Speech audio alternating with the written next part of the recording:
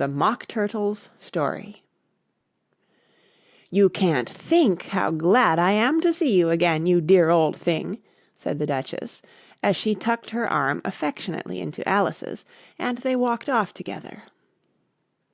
Alice was very glad to find her in such a pleasant temper, and thought to herself that perhaps it was only the pepper that had made her so savage when they met in the kitchen. "When I'm a duchess," she said to herself, not in a very hopeful tone, though, "I won't have any pepper in my kitchen at all. Soup does very well without. Maybe it's always pepper that makes people hot-tempered," she went on, very much pleased at having found out a new kind of rule, "and vinegar that makes them sour, and camomile that makes them bitter, and barley sugar and such things that make children sweet-tempered. I only wish people knew that, then they wouldn't be so stingy about it, you know." She had quite forgotten the Duchess by this time, and was a little startled when she heard her voice close to her ear. "You're thinking about something, my dear, and that makes you forget to talk. I can't tell you just now what the moral of that is, but I shall remember it in a bit." "Perhaps it hasn't one," Alice ventured to remark. "Tut, tut, child," said the Duchess, "everything's got a moral, if only you can find it." And she squeezed herself up closer to Alice's side as she spoke.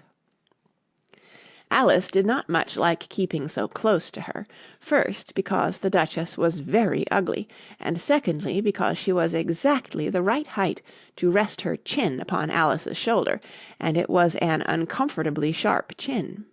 However, she did not like to be rude, so she bore it as well as she could.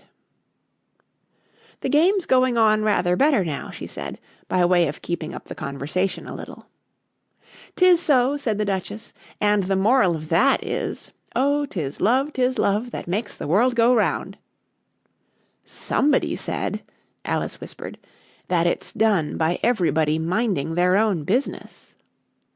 "Ah, well, it means much the same thing," said the Duchess, digging her sharp little chin into Alice's shoulder as she added, "and the moral of that is, take care of the sense, and the sounds will take care of themselves." "How fond she is of finding morals in things," Alice thought to herself. "I dare say you're wondering why I don't put my arm round your waist," the Duchess said after a pause. "The reason is that I'm doubtful about the temper of your flamingo. Shall I try the experiment?" "He might bite," Alice cautiously replied, not feeling at all anxious to have the experiment tried. "Very true," said the Duchess. "Flamingoes and mustard both bite, and the moral of that is, birds of a feather flock together." "Only mustard isn't a bird," Alice remarked. "Right as usual," said the Duchess. "What a clear way you have of putting things." "It's a mineral, I think," said Alice. "Of course it is," said the Duchess, who seemed ready to agree to everything that Alice said. "There's a large mustard mine near here, and the moral of that is, the more there is of mine, the less there is of yours." "Oh, I know," exclaimed Alice, who had not attended to this last remark. "It's a vegetable. It doesn't look like one, but it is." "I quite agree with you," said the Duchess, "and the moral of that is, be what you would seem to be.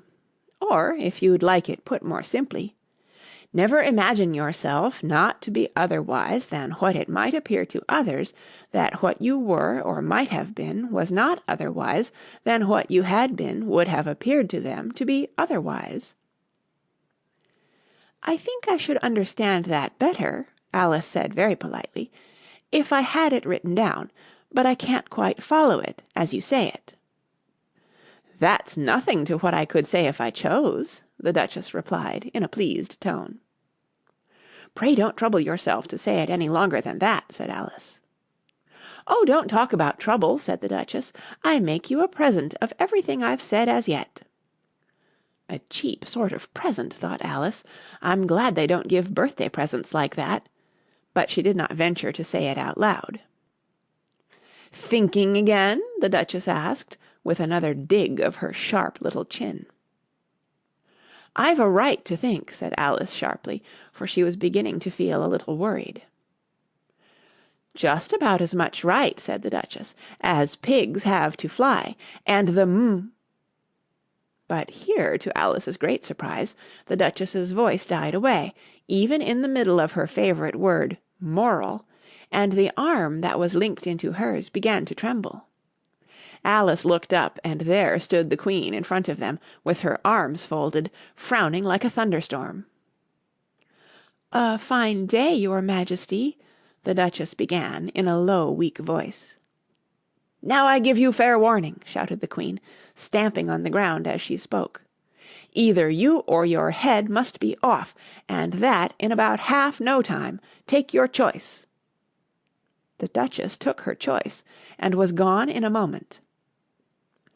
"Let's go on with the game," the Queen said to Alice, and Alice was too much frightened to say a word, but slowly followed her back to the croquet ground.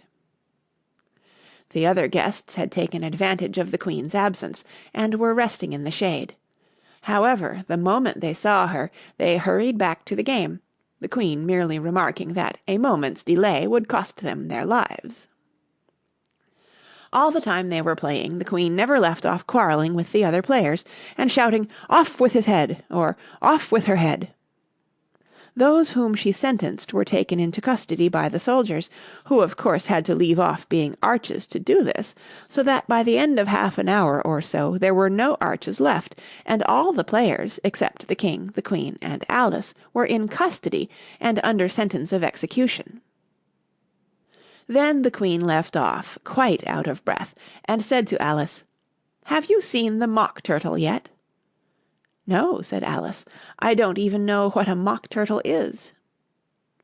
"It's the thing Mock Turtle soup is made from," said the Queen. "I never saw one or heard of one," said Alice. "Come on, then," said the Queen, "and he shall tell you his history." As they walked off together, Alice heard the King say in a low voice to the company generally, "You are all pardoned." "Come, that's a good thing," she said to herself, for she had felt quite unhappy at the number of executions the Queen had ordered. They very soon came upon a griffin lying fast asleep in the sun. If you don't know what a griffin is, look at the picture. "Up, lazy thing," said the Queen, "and take this young lady to see the Mock Turtle, and to hear his history. I must go back and see after some executions I have ordered."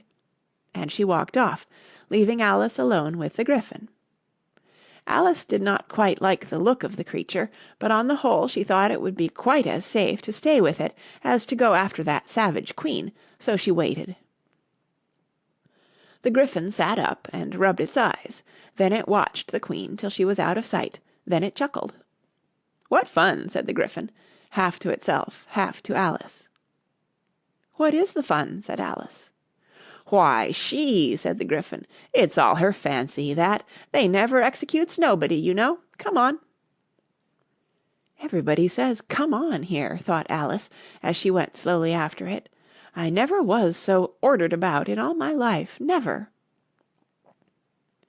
They had not gone far before they saw the Mock Turtle in the distance, sitting sad and lonely on a little ledge of rock, and as they came nearer, Alice could hear him sighing as if his heart would break. She pitied him deeply. "What is his sorrow?" she asked the griffin, and the griffin answered, very nearly in the same words as before, "It's all his fancy, that. He hasn't got no sorrow, you know. Come on." So they went up to the Mock Turtle, who looked at them with large eyes full of tears, but said nothing. "This here young lady," said the griffin, "she wants for to know your history, she do." "I'll tell it her," said the Mock Turtle in a deep hollow tone. "Sit down, both of you, and don't speak a word till I've finished." So they sat down, and nobody spoke for some minutes. Alice thought to herself, "I don't see how he can ever finish if he doesn't begin," but she waited patiently. "Once," said the Mock Turtle at last, with a deep sigh, "I was a real turtle." These words were followed by a very long silence, broken only by an occasional exclamation of "Hrrr!" from the griffin, and the constant heavy sobbing of the Mock Turtle. Alice was very nearly getting up and saying, "Thank you, sir, for your interesting story," but she could not help thinking there must be more to come, so she sat still and said nothing. "When we were little," the Mock Turtle went on at last, more calmly, though still sobbing a little now and then, "we went to school in the sea. The master was an old turtle. We used to call him Tortoise." "Why did you call him Tortoise if he wasn't one?" Alice asked. "We called him Tortoise because he taught us," said the Mock Turtle angrily. "Really, you are very dull." "You ought to be ashamed of yourself for asking such a simple question," added the Gryphon, and then they both sat silent and looked at poor Alice, who felt ready to sink into the earth. At last the Gryphon said to the Mock Turtle, "Drive on, old fellow, don't be all day about it," and he went on in these words. "Yes, we went to school in the sea, though you mayn't believe it." "I never said I didn't," interrupted Alice. "You did," said the Mock Turtle. "Hold your tongue," added the Gryphon, before Alice could speak again. The Mock Turtle went on.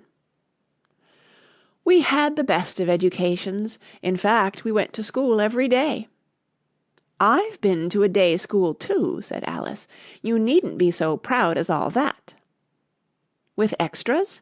asked the Mock Turtle a little anxiously. "Yes," said Alice. "We learned French and music." "And washing?" said the Mock Turtle. "Certainly not," said Alice indignantly. "Ah, then yours wasn't a really good school," said the Mock Turtle in a tone of great relief. Now at ours they had at the end of the bill, "French, music, and washing, extra." "You couldn't have wanted it much," said Alice, "living at the bottom of the sea." "I couldn't afford to learn it," said the Mock Turtle with a sigh. "I only took the regular course." "What was that?" inquired Alice. "Reeling and writhing, of course, to begin with," the Mock Turtle replied, "and then the different branches of arithmetic: ambition, distraction, uglification, and derision." "I never heard of uglification," Alice ventured to say. "What is it?" The Gryphon lifted up both its paws in surprise. "What! Never heard of uglifying?" it exclaimed. "You know what to beautify is, I suppose?" "Yes," said Alice doubtfully. "It means to make anything prettier." "Well then," the Gryphon went on, "if you don't know what to uglify is, you are a simpleton." Alice did not feel encouraged to ask any more questions about it, so she turned to the Mock Turtle and said, "What else had you to learn?" "Well, there was mystery," the Mock Turtle replied, counting off the subjects on his flappers. "Mystery, ancient and modern, with seaography. Then drawling. The drawling master was an old conger eel that used to come once a week. He taught us drawling, stretching, and fainting in coils." "What was that like?" said Alice. "Well, I can't show it you myself," the Mock Turtle said. "I'm too stiff, and the Gryphon never learnt it." "Hadn't time," said the Gryphon. "I went to the classics master, though. He was an old crab, he was." "I never went to him," the Mock Turtle said with a sigh. "He taught laughing and grief, they used to say." "So he did, so he did," said the Gryphon, sighing in his turn, and both creatures hid their faces in their paws. "And how many hours a day did you do lessons?" said Alice, in a hurry to change the subject. 10 hours the first day," said the Mock Turtle, 9 the next, and so on. "What a curious plan!" exclaimed Alice. "That's the reason they're called lessons," the Gryphon remarked, "because they lessen from day to day." This was quite a new idea to Alice, and she thought it over a little before she made her next remark. "Then the 11th day must have been a holiday." "Of course it was," said the Mock Turtle. "And how did you manage on the 12th?" Alice went on eagerly. "That's enough about lessons," the Gryphon interrupted in a very decided tone. "Tell her something about the games now."